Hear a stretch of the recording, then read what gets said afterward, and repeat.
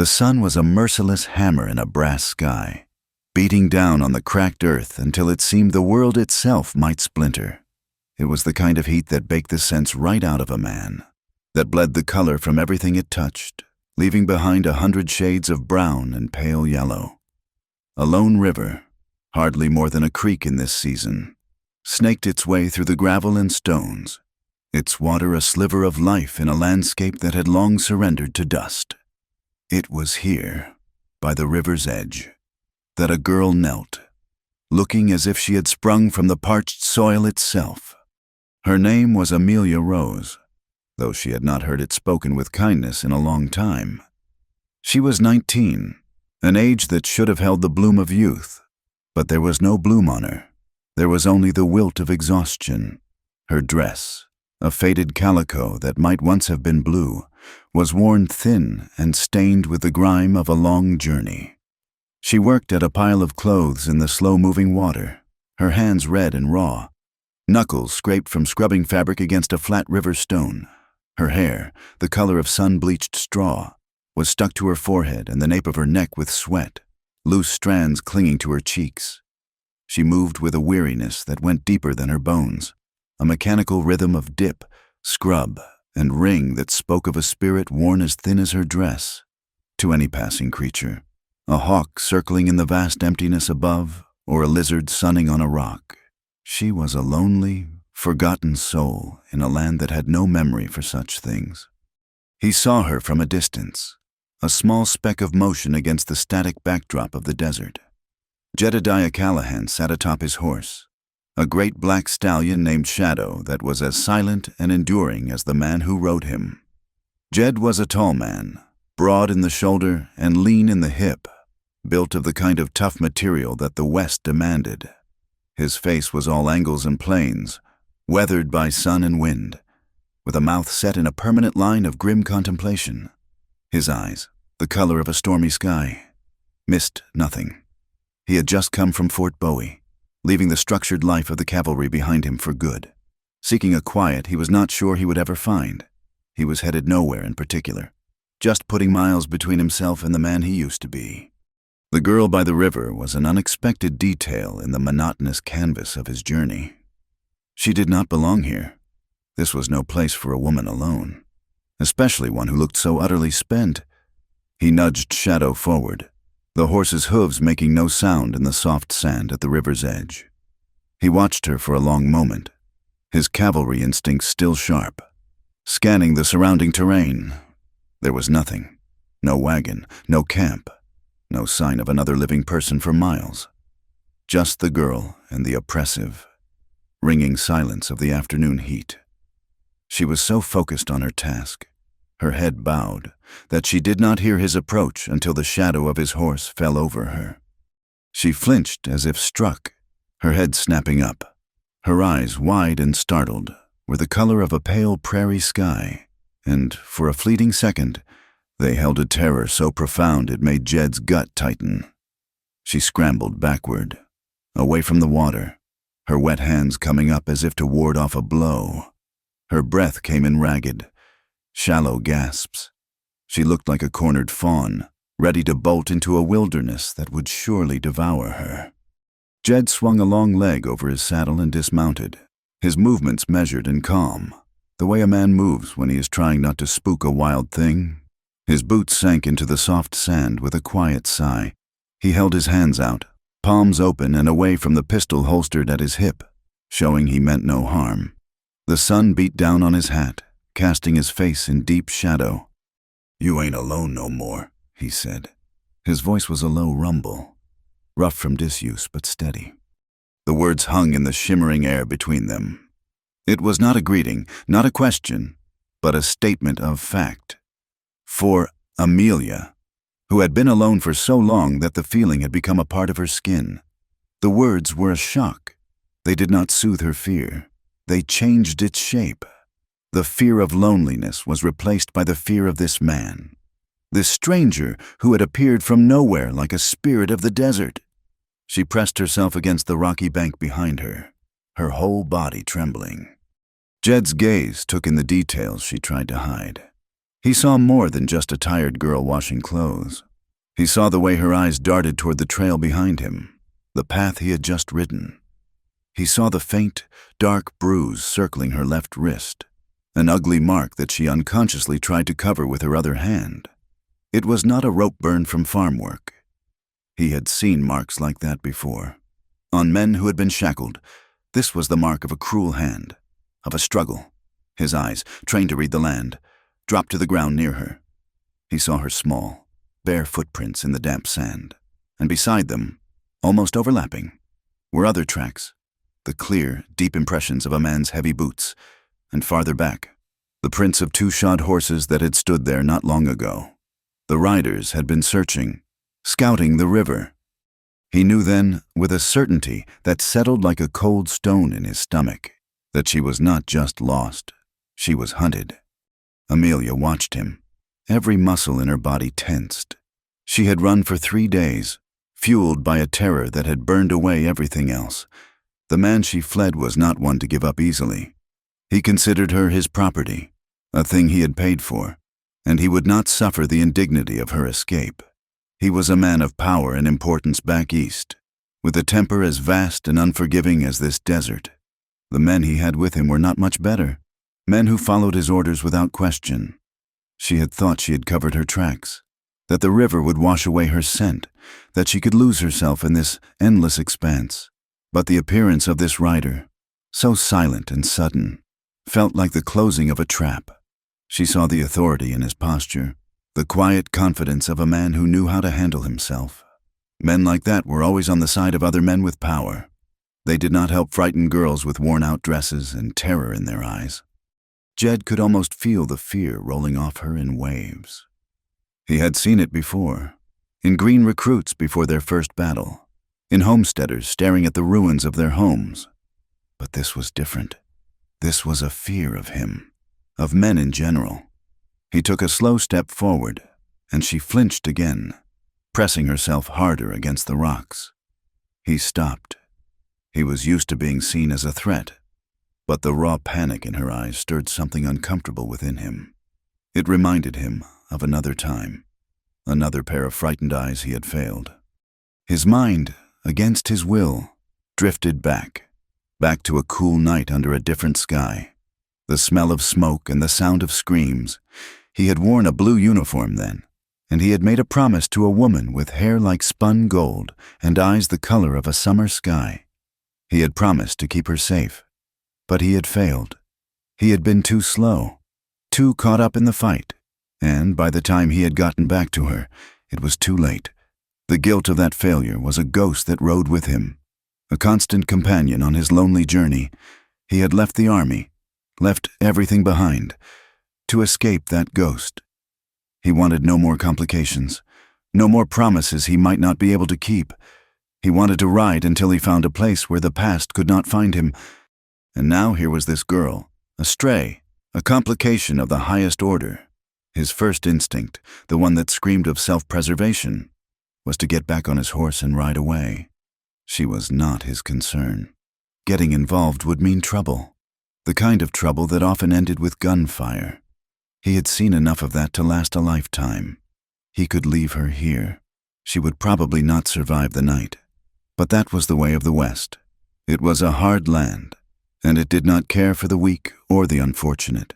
He could ride on, and by morning, she would be just another fading memory. But he could not. As he looked at her, at the raw terror in her eyes and the chafed skin of her wrist, he saw the face of the woman he had lost. He saw the same vulnerability, the same desperate need for a protector. The ghost of his past failure rose up, its cold fingers gripping his heart. To ride away now would be the same as leaving that other woman to her fate all over again.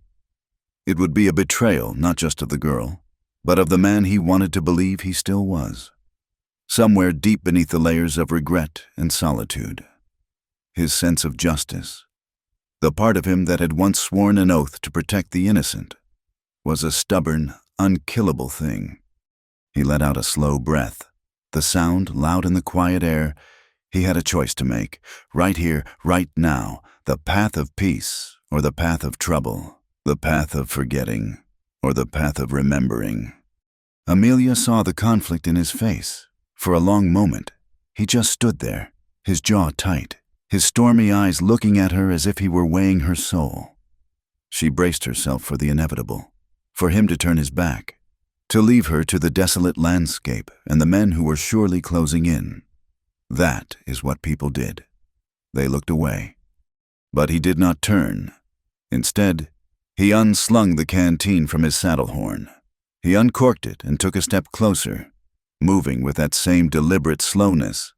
He stopped a few feet away, a safe distance, and held it out to her. "You look like you could use some water," he said, his voice still low and even. The simple offer was more disarming than a weapon. Water was life out here.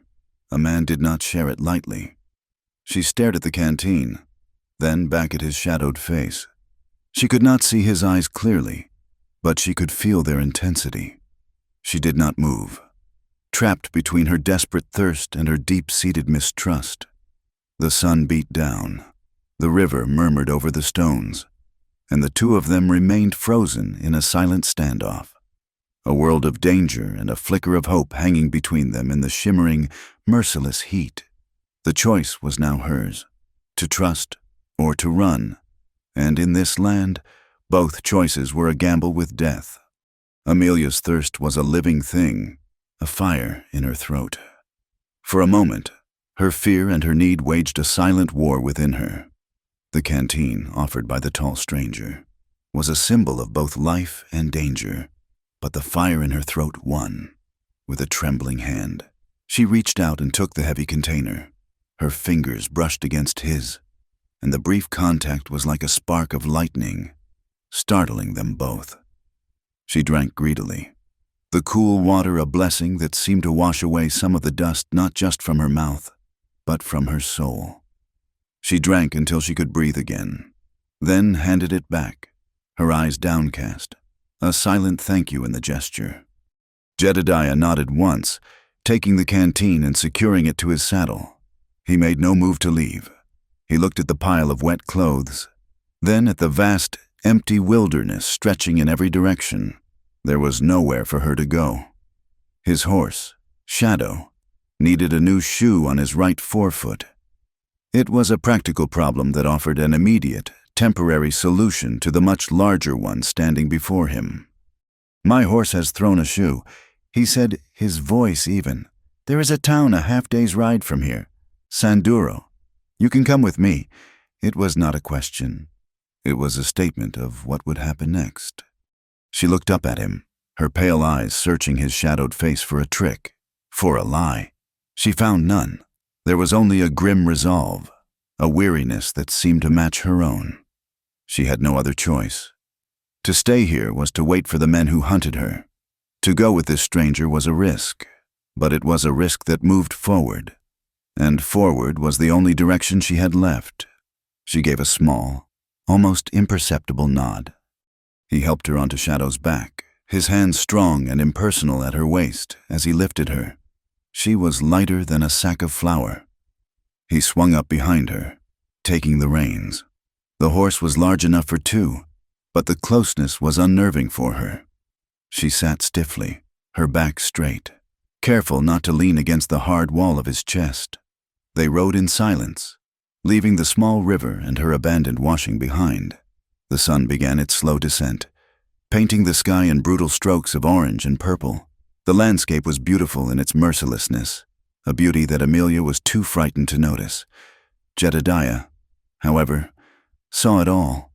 He had always found a strange comfort in the unforgiving honesty of the desert. It never pretended to be anything other than what it was. They arrived in Sanduro as twilight bled the last of the color from the world. It was not much of a town. A single dusty street was flanked by a dozen or so weathered wooden buildings, a general store, a saloon whose tinny piano music sounded thin and lonely in the vast quiet, a blacksmith's forge, and a two-story building with a faded sign that read, "Boarding House." As they rode down the main street, it was as if a spell had been cast. The piano music stopped. A man smoking a pipe in front of the store froze with it halfway to his lips. Curtains twitched in windows. The town held its breath, its collective gaze a physical weight upon them. They were a spectacle, the silent, formidable man on the great black horse, and the disheveled, frightened girl perched in front of him. In a town where everyone knew everyone else's business, strangers were an event, and strangers like these were a threat. A low murmur followed them like a trail of dust. It was in the air. A whisper passed from one shadowed doorway to another. Then, a woman's voice, sharp and clear from the porch of the general store, cut through the quiet. "That girl's too clean." The words were strange, nonsensical on the surface. Amelia was covered in dust, and her dress was torn and stained. But the townspeople understood it was not a cleanliness of the body, but of the spirit, or what was left of it.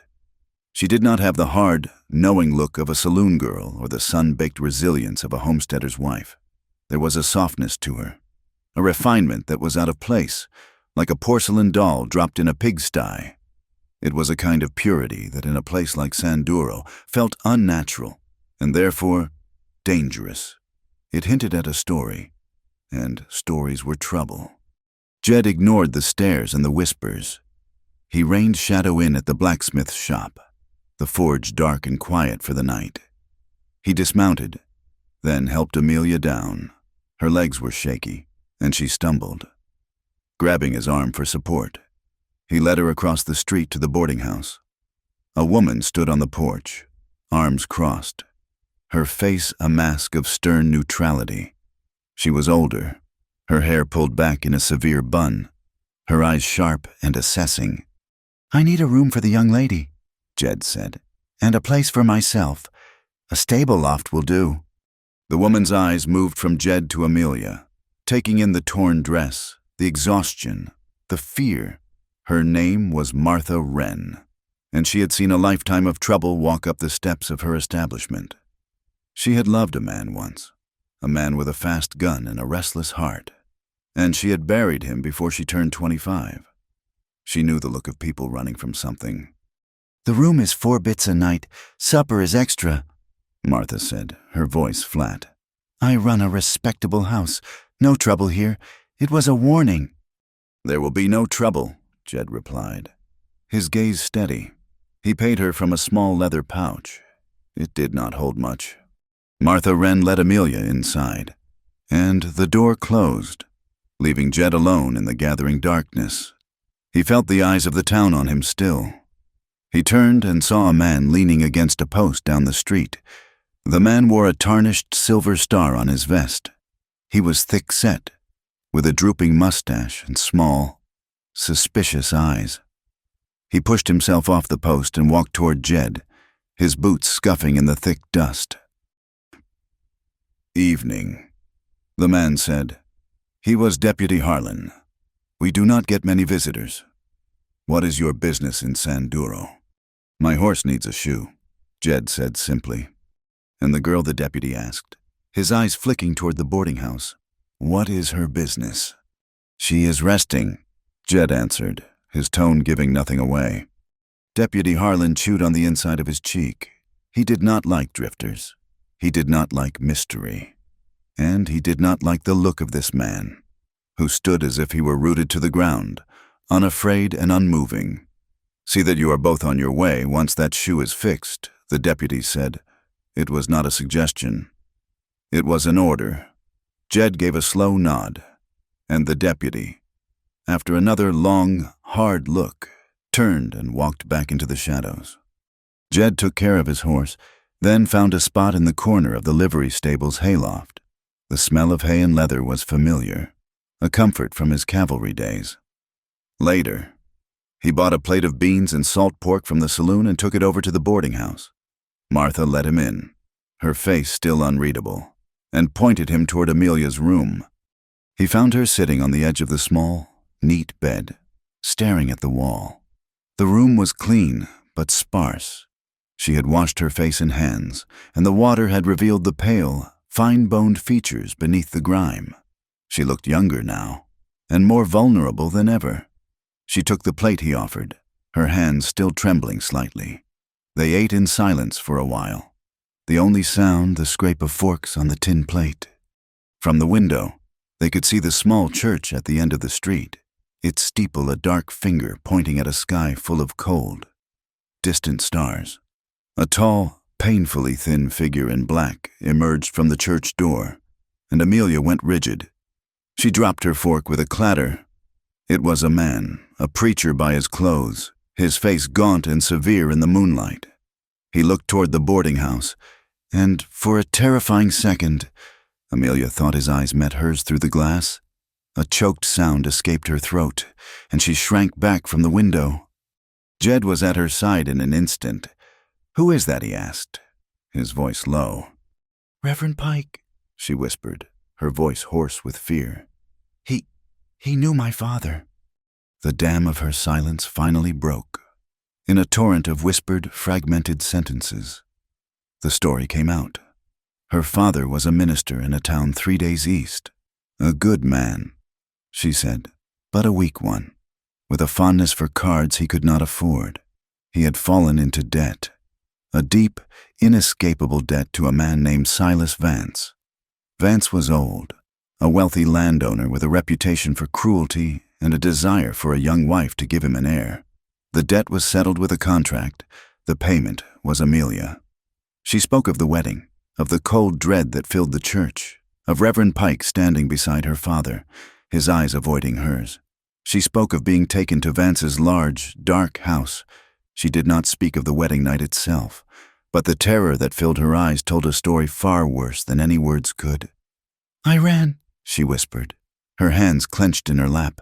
"I just ran." Jed listened without interruption.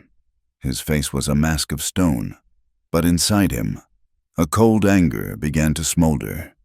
He had seen the weakness of men like her father and the predatory nature of men like Silas Vance, and he had seen the hypocrisy of men like Reverend Pike, who spoke of God while serving the devil for a share of the profit. By the next morning, the whispers in Sanduro had grown into a full-blown story. The tale, passed from the deputy to the blacksmith to the women at the general store, had taken on a life of its own. The preacher's girl ran from her wedding night. The words were spoken with a mix of salacious excitement and righteous condemnation. She had defied a sacred vow. She had shamed her father. She had broken God's law. In the rigid moral universe of the town, she was not a victim. She was a sinner, a bad omen. When Amelia dared to step out of the boarding house with Martha Wren to get some air, the street fell silent again. But this time, the silence was not just curious. It was hostile. Women pulled their children close and hurried inside. Men stopped and stared, their faces hard with judgment. She was a plague, and her presence was a contamination. Jedediah, walking out of the blacksmith's shop with Shadow, saw it all. The town had passed its verdict, and he, the silent stranger who had brought this fallen woman into their midst, was her accomplice. He was a drifter, a man with no money and no name worth knowing, sleeping in a stable. In their eyes, he was just as guilty as she was. He had come to this town for a simple horseshoe.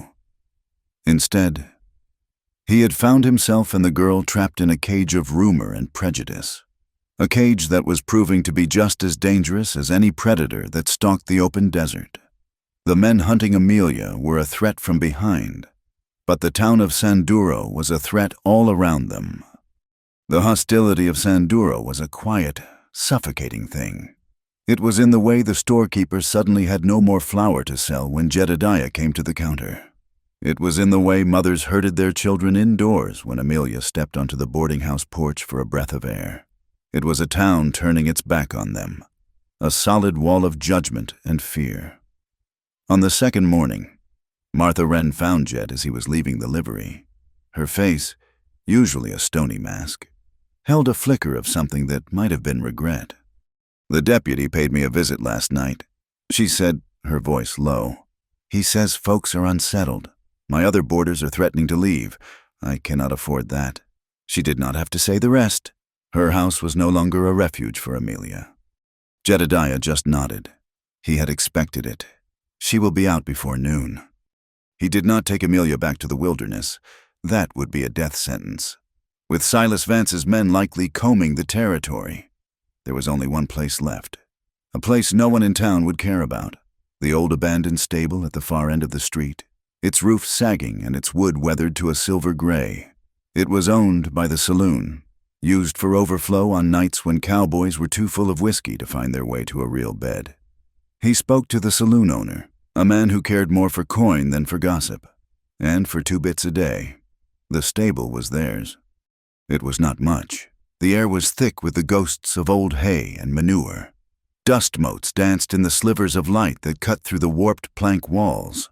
But it was 4 walls and a roof, a place to be hidden from the accusing eyes of the town. Jed moved his saddle and bedroll into one corner and made a space for Amelia in another, sweeping the floor clean and laying down a thick pile of fresh straw from the livery, covering it with a blanket from his own roll. It was a poor excuse for a bed, but it was safe. They fell into a silent, shared routine born of necessity. Their world shrank to the dusty confines of the stable and the small, scrub-choked patch of land behind it. Jedediah spent his hours meticulously caring for his gear. He took apart his saddle, cleaning every strap and buckle, his large, rough hands moving with a surprising gentleness as he worked oil into the dry leather. He repaired a split in one of his reins with the patience of a saint. Amelia watched him, this quiet, formidable man who had appeared in her life like a force of nature. He never spoke of his past, never asked more about hers. His presence was just a steady, reassuring fact. She, in turn, found work for her own hands. She took the 2 spare shirts from his saddlebag, both worn thin at the elbows, and patched them with a small piece of cloth she tore from the hem of her own ruined dress. She learned to cook their meager meals, beans and bacon, over a small, smokeless fire Jed built behind the stable after dark. They ate sitting on an overturned trough, the vast, star-dusted sky their only witness. They rarely spoke, but the silence was no longer empty. It was filled with the small sounds of their shared existence, the scrape of a spoon against a plate, the rhythmic pull of a needle through cloth, the soft whistle of Jed stropping his knife on a piece of leather. They were 2 solitary souls, adrift in a hostile world, who had found a small, quiet harbor in each other's company. It was on the 3rd day in the stable that they realized they were not entirely alone. A boy, no older than 10, with a shock of unruly brown hair and clothes that were more patched than fabric, began to appear at the edge of the clearing. He was like a desert fox, all sharp, watchful eyes and quick, nervous movements. He never came close, just watched them from behind a stand of mesquite, his thin face a mixture of curiosity and hunger. Jedediah had seen him around the town, a ghost child who seemed to belong to no one, sleeping in alleyways and surviving on scraps, an orphan. One evening, as they were finishing their meal, Amelia took a piece of bacon she had saved and a biscuit and walked slowly toward the trees where the boy was hiding. He tensed, ready to bolt. She stopped and placed the food on a flat rock, then retreated back to the fire without a word. For a long time, the boy did not move. Then, when he thought they were not looking, he darted out, snatched the food, and vanished back into the shadows. His name, they learned later from his own shy whispers, was Billy. He began to stay closer, drawn by the quiet kindness Amelia offered and the silent acceptance from Jedediah. He was another stray, and the 3 of them formed a small, unspoken pack. One afternoon, Amelia took a shirt Billy was wearing, a garment so torn it was barely holding together, and the one she had mended for Jedediah, and walked toward the small creek that ran a 1/4 mile behind the town. It was a familiar task, a chore that had once been a symbol of her despair. She knelt by the water, the sun warm on her back. This time, however, she was not alone. Billy sat on the bank nearby, skipping stones across the water's surface, and the fear that had been her constant companion was replaced by a quiet sense of purpose. She was so absorbed in her work, in the simple act of scrubbing the grime from the cloth, that she did not hear Jedediah approach. His shadow fell over her, just as it had that first day by the river. She looked up, but this time there was no flinch, no terror. Her heart gave a small flutter, but it was not from fear. He stood there for a moment, looking down at her, then at Billy. A slow, almost imperceptible softening happened around his eyes. He knelt beside her, taking the heavy, wet shirt from her hands and wringing it out with a powerful twist. He looked at her, his gaze direct and steady. The words he spoke were the same ones he had spoken when they first met, but now they carried a different weight, a different meaning forged in the shared silence and quiet care of the past few days. "You are not alone no more, Amelia," he said, his voice a low rumble. "Not while I am breathing." It was a promise, a vow. It was the most profound thing anyone had ever said to her. In that moment, by the side of the creek, with the sun on their faces and a small orphan boy skipping stones nearby, Amelia felt the first true flicker of hope she had known in years. A fragile tendril of trust began to unwind in her heart, reaching for him. They did not know that the world was about to test that vow. As they walked back to the stable, the sky to the west was changing. The brilliant blue was being consumed by a sickly yellow-brown haze that was growing and churning, swallowing the horizon. The wind picked up, first as a whisper, then as a mournful moan that rustled the dry leaves and sent dust devils skittering across the ground. Jedediah's eyes narrowed. He had seen skies like this before. "A storm is coming," he said, his voice tight. "A bad one." They had just enough time to get Billy and themselves inside the stable and secure the heavy door before it hit. The world outside dissolved into a roaring, blinding chaos. A great wall of sand and dust slammed into the stable, and the old building groaned in protest. Wind screamed through the cracks in the walls, a high, keening sound like a tormented spirit. The sun was blotted out, and the world went dark. The only light, the faint, flickering glow of the single lantern Jedediah had lit. Sand, fine as flour, seeped through every opening, coating everything in a layer of grit.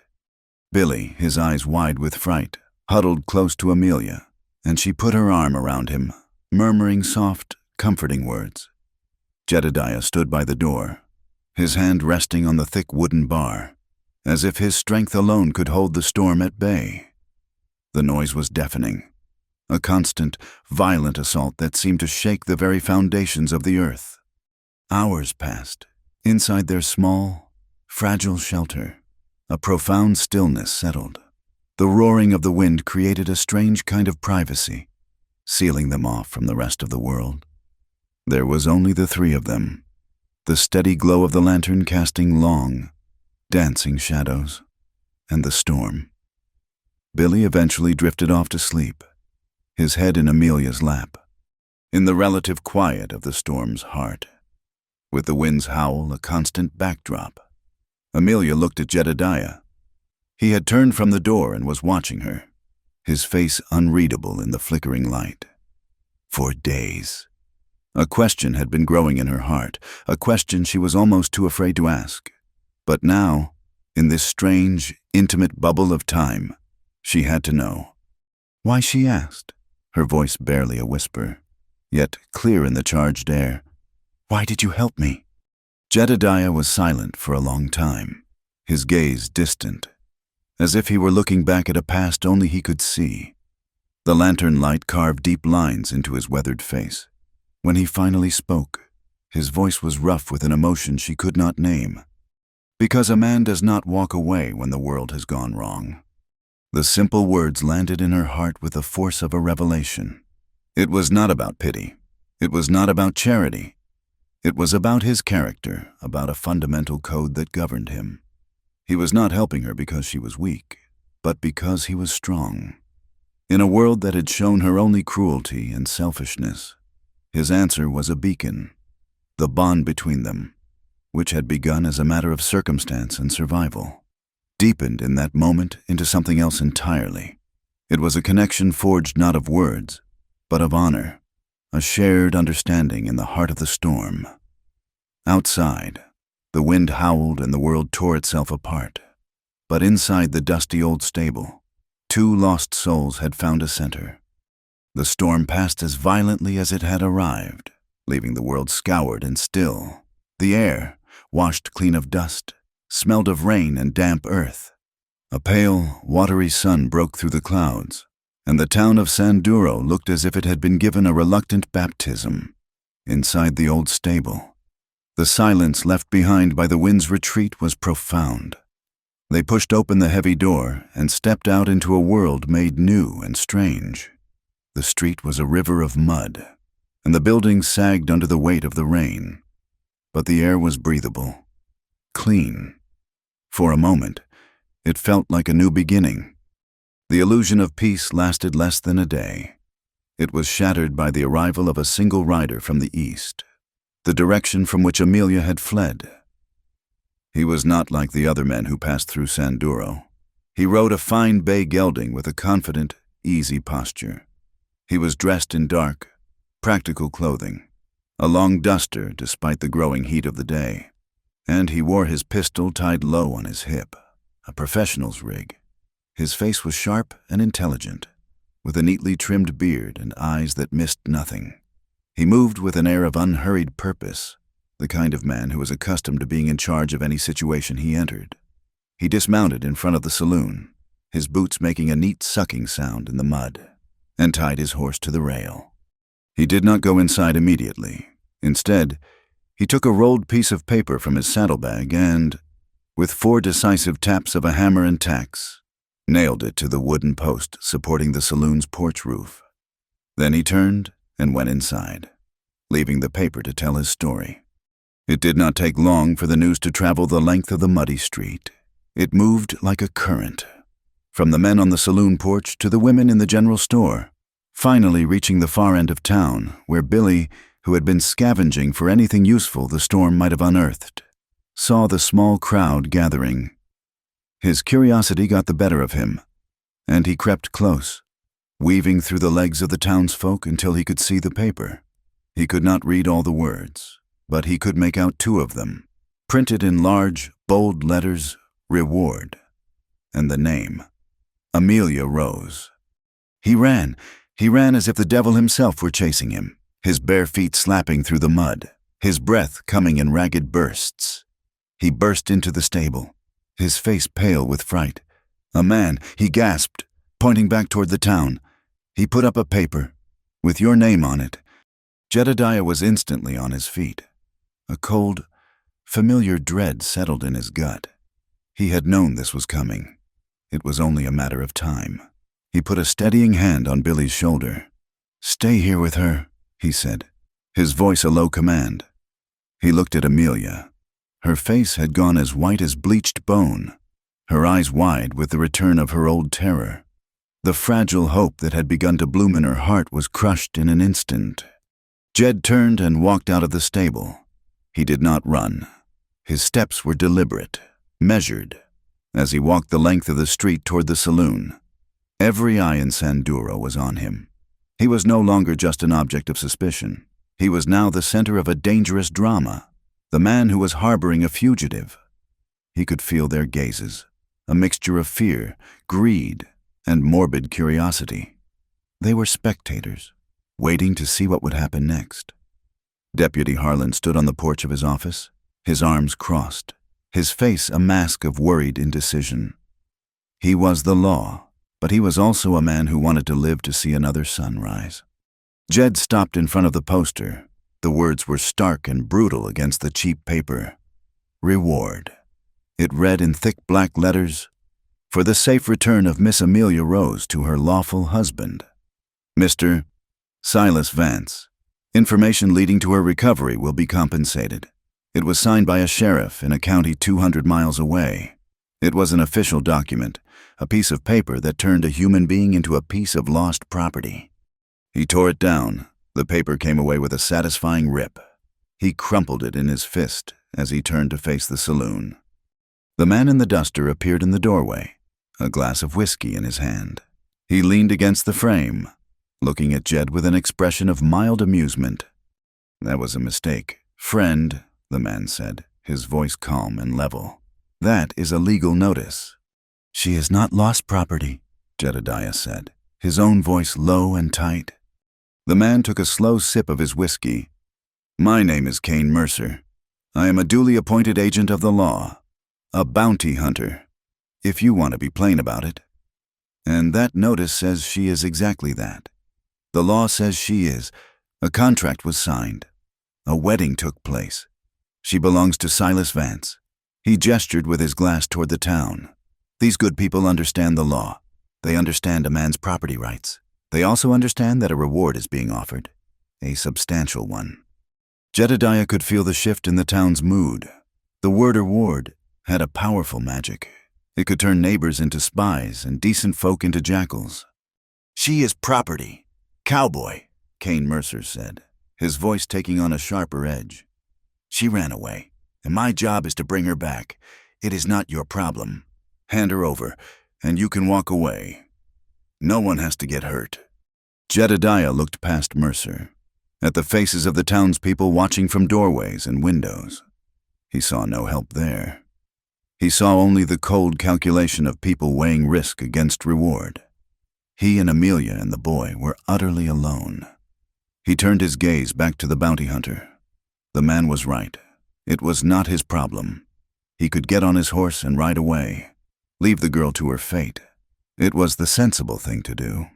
The ghost of his past failure whispered in his ear, reminding him of the cost of getting involved. But then he thought of Amelia's face in the lantern light, of her quiet courage, of the way she cared for the orphan boy. He thought of her whispered story, of the terror she had endured. He thought of his own words, spoken by the creek, not while I am breathing. A promise was a promise. She is not property, Jedediah said, his voice flat and hard as stone. She is breathing. That is reason enough. A silence fell over the street, so profound you could hear the buzz of a fly. Mercer's amused expression faded, replaced by a look of professional assessment. He set his whiskey glass down on the porch rail. He was no longer looking at a drifter. He was looking at an obstacle. That is a foolish answer, Mercer said quietly. A foolish and potentially fatal answer. The law is on my side. The law is not always the same as what is right, Jedediah replied. Mercer shrugged. Right does not pay the bills. I will be staying at the boarding house. I expect to be leaving in the morning with the girl. I suggest you reconsider your position. He gave a small, almost polite nod and stepped back into the saloon. The spell was broken. The townspeople began to move again, talking in low, excited murmurs. They had their story now, a showdown, brewing between the bounty man and the stranger. Deputy Harlan disappeared back into his office, wanting no part of it. Jedediah stood alone in the street for a long moment, the crumpled poster still clenched in his fist. Then he turned and walked back to the stable, the weight of 100 hostile eyes on his back. He found Amelia exactly where he had left her, huddled in the corner with Billy, her face a mask of despair. She looked up as he entered, her eyes begging for a reassurance he could not give. He is a bounty hunter, Jed said, his voice grim. Hired by Vance. He has a warrant. A sob escaped Amelia's lips. So this is it, she whispered. After all this running, it is over. No, Jed said. It is not over. We will leave tonight. As soon as it is dark, we can try to lose him in the mountains. He began to gather their few belongings. His movements swift and efficient. He checked his pistol, reloading the one empty chamber. He saddled Shadow. He was a man preparing for war. Amelia watched him, a storm of emotions warring within her. She thought of the endless running, of the constant looking over her shoulder, of the gnawing fear that had been her life for so long. She thought of the days to come, of being hunted through the wilderness, of the possibility of being caught, of being dragged back to that dark house and the man who waited there. And then she thought of the past few days in this dusty, forgotten stable. She thought of the quiet companionship, of the shared meals, of Jedediah's steadfast presence. She thought of his promise to her by the creek. He was willing to fight for her, to put his own life in danger for her. He had given her more than just protection.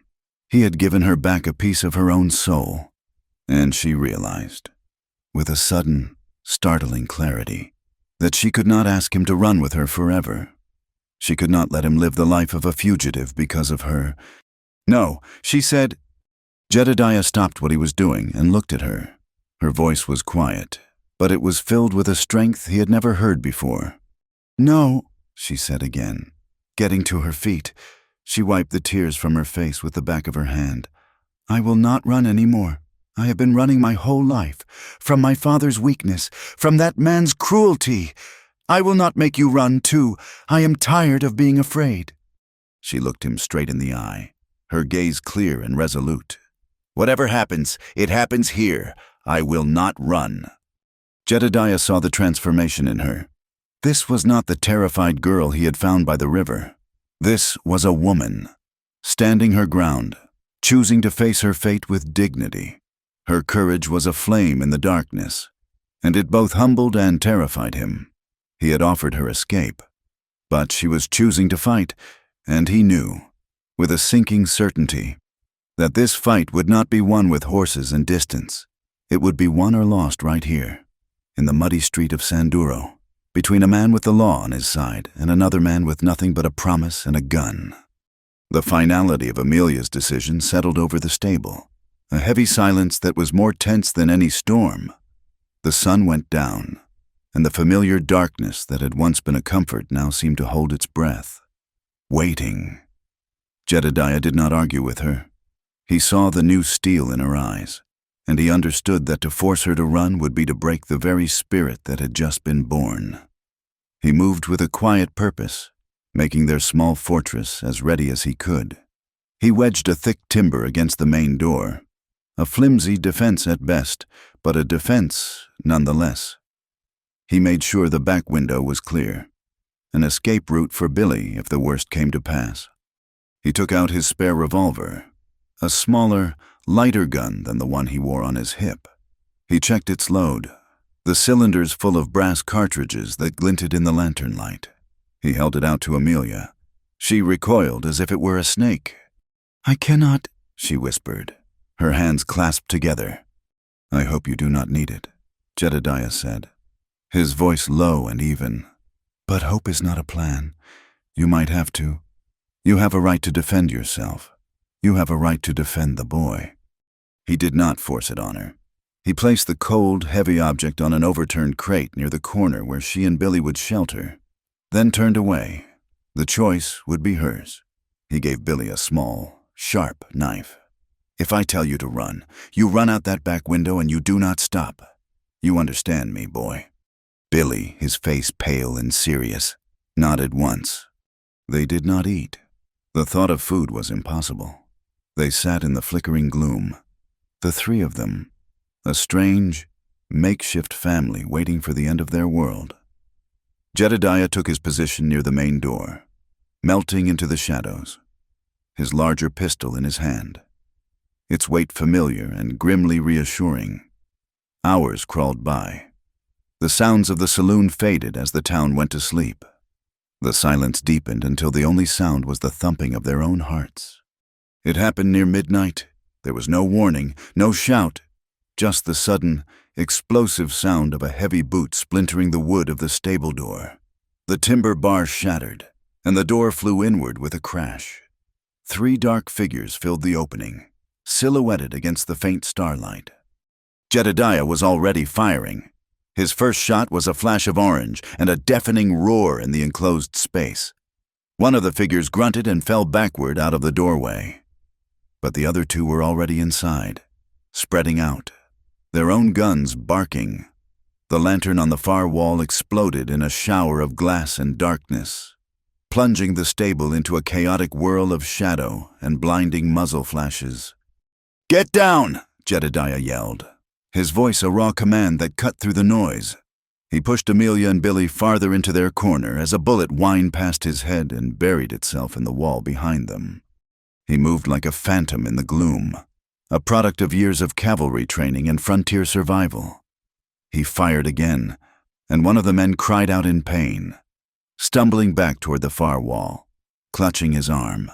But Kane Mercer was a professional. He did not panic. He used the chaos, firing not at where Jedediah was, but at where he would be. Jedediah felt the impact before he heard the shot. It was a sledgehammer blow to his right shoulder, a searing, white-hot pain that stole his breath and sent him stumbling to one knee. His pistol fell from his numb fingers, clattering on the hard-packed dirt floor. His right arm was useless, a dead weight hanging at his side. A wave of dizziness washed over him.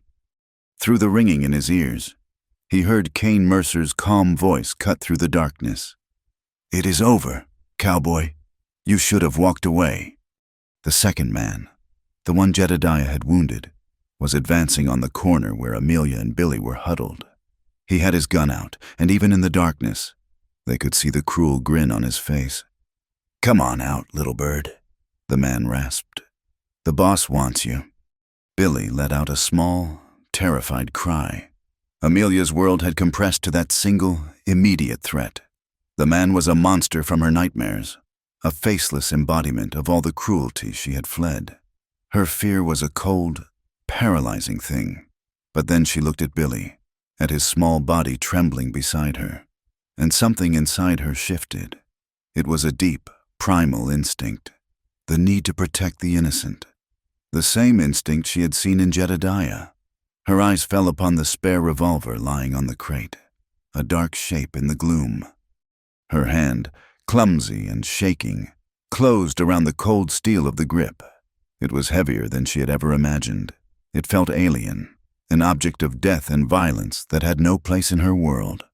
The man took another step closer, raising his pistol, with a strangled sob that was half terror and half rage. Amelia raised the gun and pulled the trigger. The explosion was deafening, the recoil slamming her wrist back. The shot went wild, burying itself in the stable roof, but the flash illuminated the henchman's shocked face. He froze, not expecting this. That 1 second of hesitation was all Jedediah needed. With a great roar, he launched himself from the ground, his left arm a steel band around the man's throat, and they crashed to the floor together. Kane Mercer stepped into the center of the stable, the moonlight from the shattered doorway outlining his tall frame. He saw Jedediah grappling with his last man, and he saw Amelia, a small, trembling figure holding a smoking pistol. He ignored her. She was not the threat. He walked calmly toward the struggling men on the floor, raising his own gun, preparing to end it. "I told you," he said, his voice laced with a cold, business-like finality. "This is just a job." He aimed his pistol down at Jedediah's head. Amelia saw it happen as if time had slowed down. She saw the bounty hunter, so calm and certain. She saw Jedediah, wounded and fighting for her. For them. She saw the black, unblinking eye of Mercer's gun. And in that instant, everything fell away. Her fear, her past, her weakness, all of it burned away, leaving behind a single, cold point of clarity. She was not property. She was not a victim. She was not going to let this man take anything else from her. She raised the revolver again. This time, there was no trembling. She brought up her left hand to support her right, the way she had seen Jedediah do in moments of quiet practice. She looked down the short barrel, lining up the sight on the center of Kane Mercer's dark duster. The world narrowed to that single point. She took a breath, held it, and squeezed the trigger. The gun bucked in her hands, but her grip was firm. The shot was true. Kane Mercer grunted, a sound of surprise more than pain. He staggered back a step. He looked down at his chest, where a dark stain was blossoming on his shirt, black in the moonlight. He looked up at Amelia, his eyes wide with a disbelief that slowly faded into nothingness. He fell, not with a crash, but with a heavy, final sigh. Like a great tree giving way, he landed on his back, his arms flung wide, his face turned toward the broken roof and the distant, indifferent stars. The remaining henchman, seeing his employer fall, scrambled free from Jedediah's weakened grasp. He stared for a half-second at Mercer's still form, then at the girl with the gun, and his nerve broke completely. He turned and fled, stumbling out of the ruined doorway and disappearing into the night. Silence. A profound, ringing silence descended on the stable, broken only by the ragged sound of their breathing. The smell of gunpowder was thick and acrid in the air. Amelia stood frozen, the heavy revolver still held out in front of her, smoke curling from its barrel. Then, as if its weight had suddenly become too much to bear, it slipped from her fingers and fell with a soft thud into the dirt. She stared at the still form on the floor, at the man she had just killed. Jedediah pushed himself up, his face pale with pain and exhaustion. He went to her, cradling his wounded shoulder with his good arm. He did not speak. He just stood in front of her, his presence a shield. He looked from her wide, shocked eyes to the body of Kane Mercer. A pool of dark liquid was spreading out from beneath the bounty hunter, seeping into the dry, dusty floor of the stable. The blood mixed with the dirt, becoming one with the earth. It was a grim and final union, a testament to a conflict that had been settled not by laws or contracts written on paper, but by a more ancient and fundamental code. It was the price of freedom, paid in blood and dust. A brutal, natural justice delivered by the hand of a woman who had refused to be a victim any longer. The echo of the final gunshot faded, replaced by a silence so deep it felt like the whole world had gone deaf. In the dusty, gunpowder-hazed air of the stable, Amelia stood trembling, the reality of what she had done crashing down upon her. One man was dead on the floor. Another was gone, fled into the night. And the man who had stood for her, who had promised she was not alone, was on his knees, his lifeblood staining the dirt. The paralysis of shock held her for a long moment, then shattered. Billy was crying, quiet, terrified sobs that tore at her heart. She knelt and pulled him close, her own fear a cold knot in her stomach. "It is all right," she whispered, the words a lie she desperately needed to believe. "It is over now." Jedediah groaned, a low, guttural sound of pure pain that cut through her daze. He was trying to rise, his good arm pushing against the ground, his face a mask of agony in the faint moonlight. She moved to him, her hands hovering, unsure of how to help. "The bullet went through," he gritted out, his voice strained. "Clean. Need to stop the bleeding." The sight of the wound, a dark, ragged tear in his shoulder, made the world tilt, but the practical, urgent need in his voice anchored her. This was no time for fear. Jedediah had fought for her. Now she had to fight for him. "Billy," she said, her voice surprisingly steady, "go to the creek. Bring back as much water as you can in the bucket. Be quiet. Do not let anyone see you." The boy, grateful for a task, for a way to escape the horror inside the stable, nodded and slipped out the back window like a little ghost. Amelia tore a long strip from the hem of her already tattered dress. Her hands shook as she pressed the cloth against the wound on his back, where the bullet had exited. He sucked in a sharp breath but did not cry out. With his own pained, one-handed effort, he helped her get his shirt off.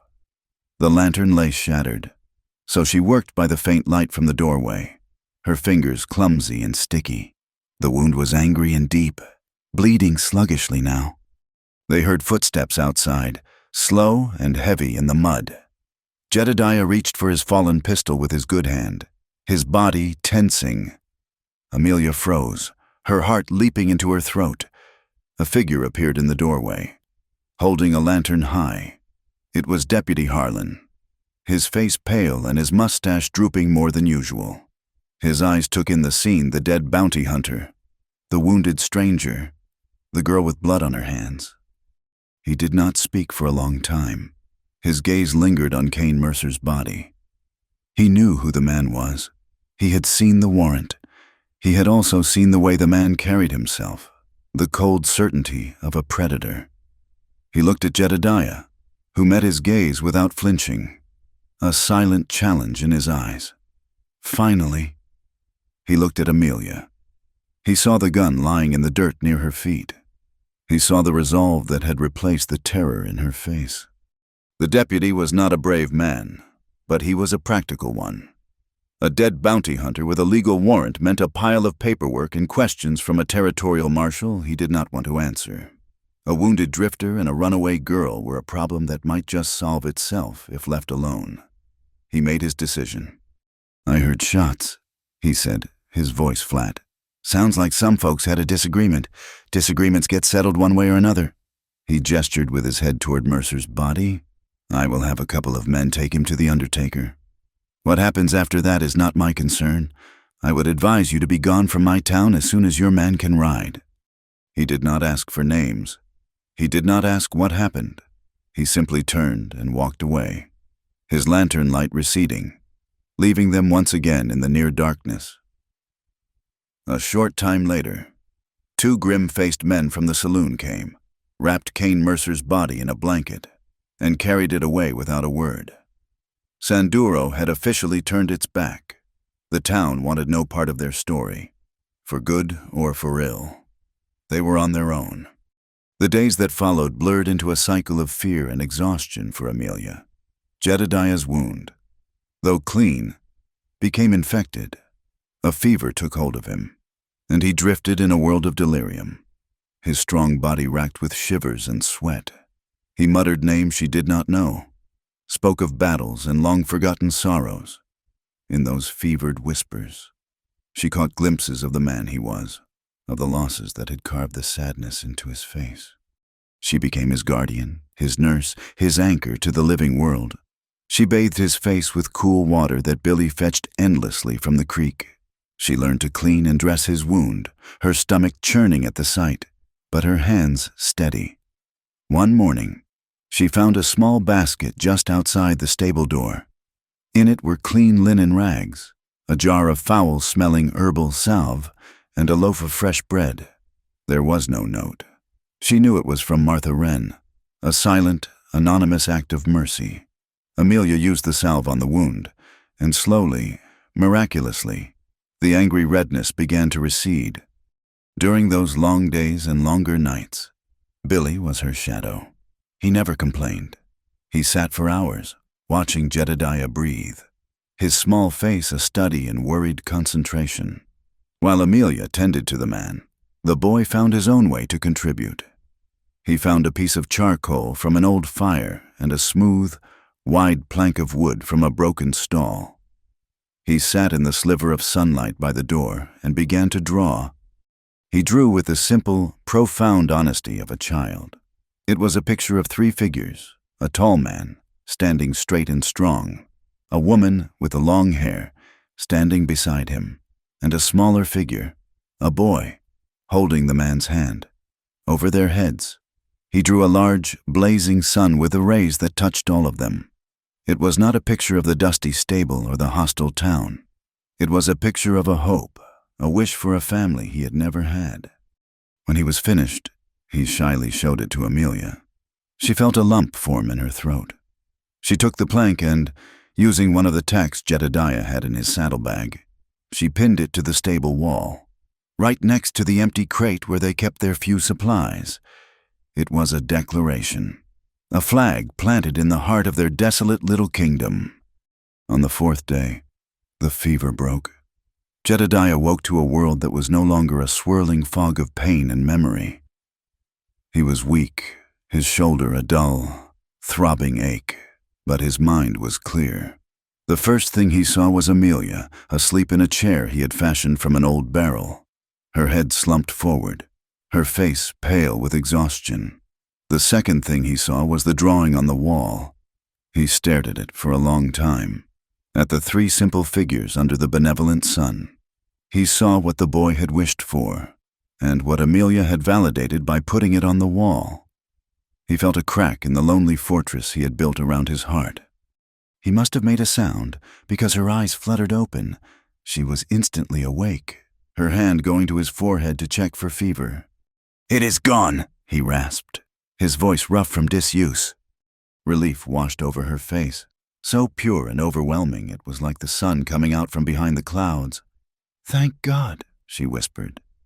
He lay there, watching her as she bustled about, bringing him a cup of water. her movements gentle and sure. She was different. The fear that had been her constant companion was gone, replaced by a quiet, steely competence. She had faced death and had not broken. He let her help him drink, the cool water a balm to his raw throat. The silence stretched between them, no longer a void but a space filled with everything they had endured together. He looked around the dusty stable, at the meager evidence of their life here. It was a poor place, but she had stayed. After everything, after the fight, after he had been struck down and useless, she had not run. He had to know. He had to hear it. He met her gaze, his own eyes searching hers. "You still here?" he asked, the words a low rumble. Amelia stopped what she was doing. She looked at him, at his pale, drawn face, at the vulnerability in his eyes that he could no longer hide. She thought of the promise he had made to her, and the promise she had made to herself. The world outside this stable was still a dangerous, uncertain place. Silas Vance was still out there somewhere. The future was a blank, terrifying map. But this, right here, was real. This man, this boy, this feeling of belonging. "I am not leaving," she said, her voice soft but firm, filled with an unshakable certainty. "Not until you tell me to." It was not a declaration of love, not a promise of forever. It was something simpler, and perhaps more profound. It was a choice to stay, in the quiet of the dusty stable, with a child's drawing of a family hanging on the wall, 2 broken souls, a man who had forgotten how to trust, and a woman who had never known it. Finally, found a home. The weeks that followed the night of the gunfight were a strange, quiet season of their own. Jedediah's body mended with a slowness that frustrated him, but which Amelia insisted upon with a gentle, unyielding authority. The town of Sanduro, having taken the measure of the situation and found it too dangerous and complicated for their liking, settled into a state of determined ignorance. They left the trio in the stable utterly alone. No one offered help, but no one offered trouble either. It was as if the stable and the small patch of land behind it had seceded from the town, becoming a sovereign nation of 3 lost souls. Life fell into a rhythm.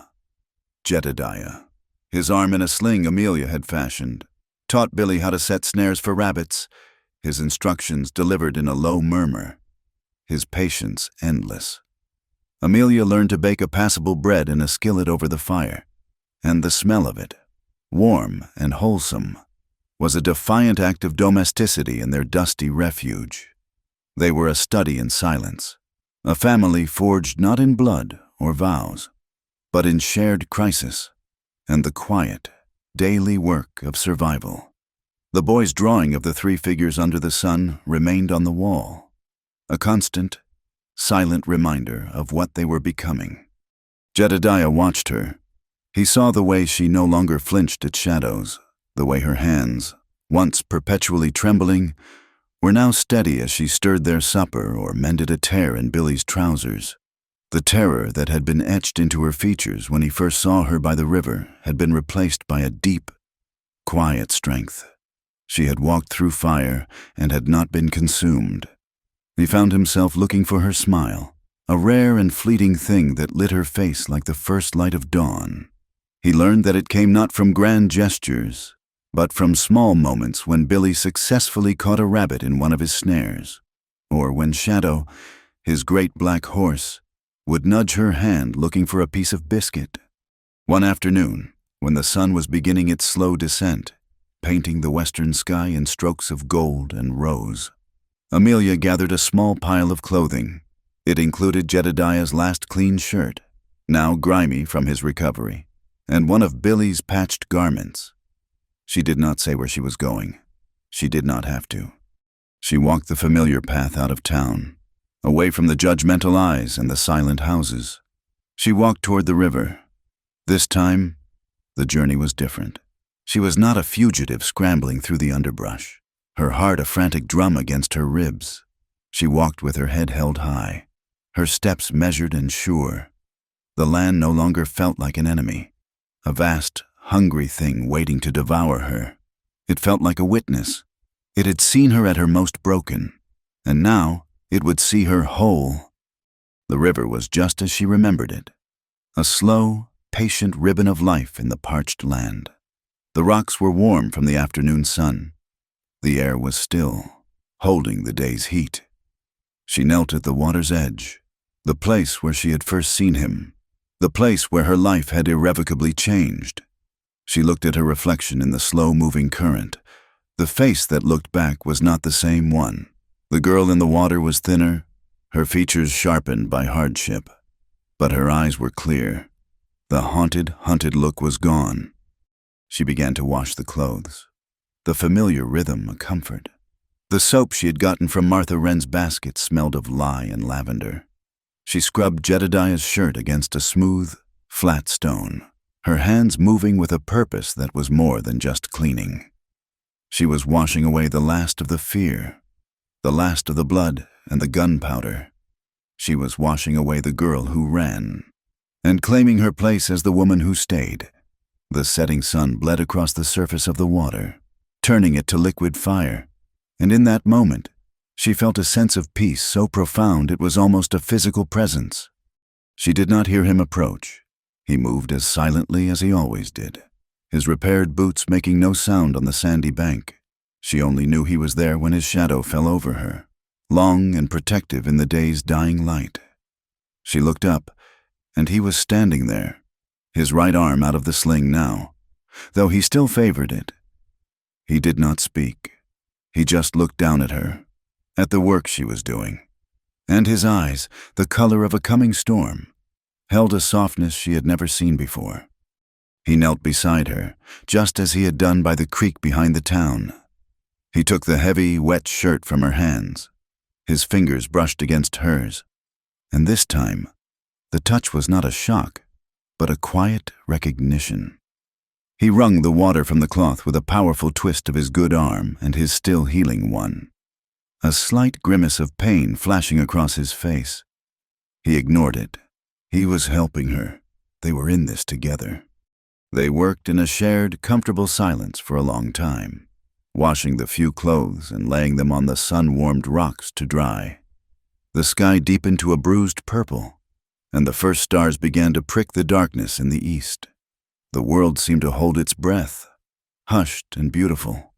All the ugliness, all the violence and fear, felt 1,000 miles away. There was only the gentle murmur of the river, the cooling air on their skin, and the quiet company of each other. Jedediah finally broke the silence. He looked at her, his face serious in the twilight, and he said the words that had become the foundation of their world, the words that had begun as a stranger's declaration, that had become a protector's promise, and had now, finally, settled into their truest form. You are not alone no more. It was not a promise of what would be. It was a statement of what was. It was a fact, as solid and real as the ground beneath them. She was not alone, and neither was he. The two words he left unspoken hung in the air between them either. Amelia looked at him, and her heart, which she had thought was permanently scarred and broken, felt full to bursting. She saw in his face not just the warrior who had defended her, but the lonely man whose own ghosts were finally beginning to rest. She saw his pain, his honor, and the deep, unspoken kindness that was the core of him. He raised his good hand, his left, and gently touched her cheek. His fingers were calloused and rough from a lifetime of hard work and harder fighting, but his touch was unbelievably gentle. He traced the line of her jaw, his thumb brushing away a stray tear she had not even realized she had shed. She did not pull away. She leaned into his touch, a silent surrender that had nothing to do with defeat and everything to do with trust. He leaned in slowly, giving her every chance to turn away. She did not. She met him halfway. He kissed her. It was not a kiss of fire and desperate passion. It was a kiss of profound and quiet homecoming. It was gentle and slow, a question and an answer all in one. It tasted of clean river water and the faintest hint of wood smoke. It was a kiss that spoke of shared hardship, of quiet understanding, of a love that had not been declared in fancy words but had been proven in the crucible of fear and survival. It was the sealing of an unspoken pact, a recognition that the two of them, along with the boy who waited for them back in the stable, had become that impossible, beautiful thing drawn on the wall, a family, when they finally broke apart. The last of the sunset's glow was a faint line on the horizon. The stars were out in their full, blazing glory. They stood by the river, two small figures in a vast and unforgiving land, and for the first time in either of their lives, they were not looking for a place to run to. They were already there. They returned to the stable under the vast, silent canopy of the stars. Billy was already asleep in his corner, a small, trusting bundle in the hay. The boy's drawing on the wall seemed to glow in the faint moonlight that filtered through the open doorway. Jedediah lit the lantern, its warm, steady light pushing back the shadows, creating a small, golden circle of peace in the heart of the night. He moved to his own corner, his movement stiff from his healing wound. Amelia watched him, her heart a gentle, steady rhythm in her chest. The kiss by the river had changed everything. The silence that fell between them now was not one of necessity or caution, but of deep, unspoken understanding. It was the comfortable quiet of two people who had found their place. The next morning, the decision was made without a single word being spoken. It was in the way Jedediah rose with the first light, his movements purposeful as he tested the strength in his shoulder. It was in the way Amelia packed their few belongings into their saddlebags, not with the frantic haste of a fugitive, but with the careful deliberation of a woman preparing for a long journey. It was in the way Billy, waking to the quiet activity, simply began to gather his own small treasures, a smooth river stone, a hawk's feather, the charcoal he used for drawing. They were leaving, not running away, but moving on. Before the town was fully awake, Jedediah walked down the muddy street. He was not a phantom in the shadows this time. He was a man with a purpose. He went first to the livery stable. In his pocket was a small, heavy leather pouch he had taken from Kane Mercer's saddlebags before the body had been removed. It was not a fortune, but it was enough. He bought a sturdy, gentle-eyed mare, a horse with patience in her stance, suitable for a woman and a boy. From there he went to the general store. The proprietor, a man who had previously found his shelves bare, was now all too willing to sell. Jedediah bought flour, coffee, salt pork, and a box of cartridges. He was not just planning for the next mile, but for the weeks to come. He was providing. When he returned, leading the mare, Amelia had a small fire going. The smell of coffee, rich and inviting, filled the air. They ate their breakfast in silence, the last meal they would have in the place that had been both their prison and their sanctuary. As they were saddling the horses, Shadow for Jedediah and the new mare for Amelia and Billy, a figure appeared at the edge of the stable clearing. It was Martha Wren. She carried a bundle wrapped in clean cloth. She did not approach them with sentiment. Her face was as stern and unreadable as ever, but her eyes, when they met Amelia's, held a flicker of something that looked like respect. "A person cannot start a new life in a ruined dress," Martha said, her voice its usual flat tone. She held out the bundle. Inside was a simple but sturdy dress of dark blue wool, along with 2 new shirts for Billy and a small sack of dried apples, and this for the road. Amelia took the bundle, her throat too tight to speak. She managed a whispered, "Thank you." Martha Wren looked from Amelia to Jedediah, then at the boy who was staring up at her with wide, curious eyes. She looked at the 2 horses, packed and ready to go. "The town will talk," she said, her voice low. "It always does, but maybe, after a while, it will remember you 2 as the ones who left clean." It was the closest thing to a blessing she could give. It was an acknowledgement that they had not brought the trouble, but had simply finished it. She gave a curt, final nod, turned, and walked back toward her boarding house without looking back. They mounted up. Jedediah swung easily into Shadow's saddle. A familiar movement that showed his strength was returning. He helped Billy up behind him, then gave Amelia a hand up onto the new mare. She settled into the saddle, the reins feeling natural in her hands. She was no longer a terrified passenger, but a fellow traveler. They rode out of San Duro not as fugitives in the night, but as pioneers in the bright morning sun. They went straight down the main street. A few faces appeared in windows, watching them go. Deputy Harlan stood on the porch of his office, a cup of coffee in his hand. He watched them pass, and as Jedediah met his gaze, the deputy gave a short, almost imperceptible nod. It was a gesture of profound relief. His problem was riding away. They did not look back. They rode west, toward the jagged line of mountains that marked the edge of the known world, a place of myth and promise. The land opened up before them, a vast, beautiful canvas of red earth and pale sky. The air was crisp and clean. They were a small, solitary procession against the immense landscape. Jedediah rode in the lead, breaking the trail. Amelia and Billy followed, the mare's steady gait a comforting rhythm. They traveled all day, the silence broken only by the plodding of the horses' hoofs and the sigh of the wind through the sagebrush. Jedediah would occasionally point out a landmark, a distant butte that looked like a sleeping giant, or the track of a coyote in the dust. Amelia, for the first time, was able to see the beauty of the land without the taint of fear. She saw the delicate colors of the desert flowers, the majestic flight of an eagle high above them.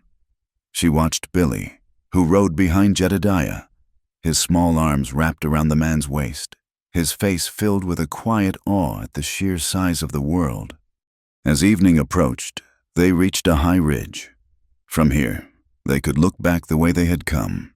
In the far distance, the river they had followed was a silver thread. Catching the last of the sun's rays, the red dust kicked up by their horses' hooves hung in the air, turned to a golden haze by the setting sun. It was a world of breathtaking, heartbreaking beauty. They stopped, the horses breathing heavily from the climb. The journey ahead was long and uncertain. There would be hardships. There would be dangers. Silas Vance was still a man of power, and his pride had been wounded. The world was not magically safe.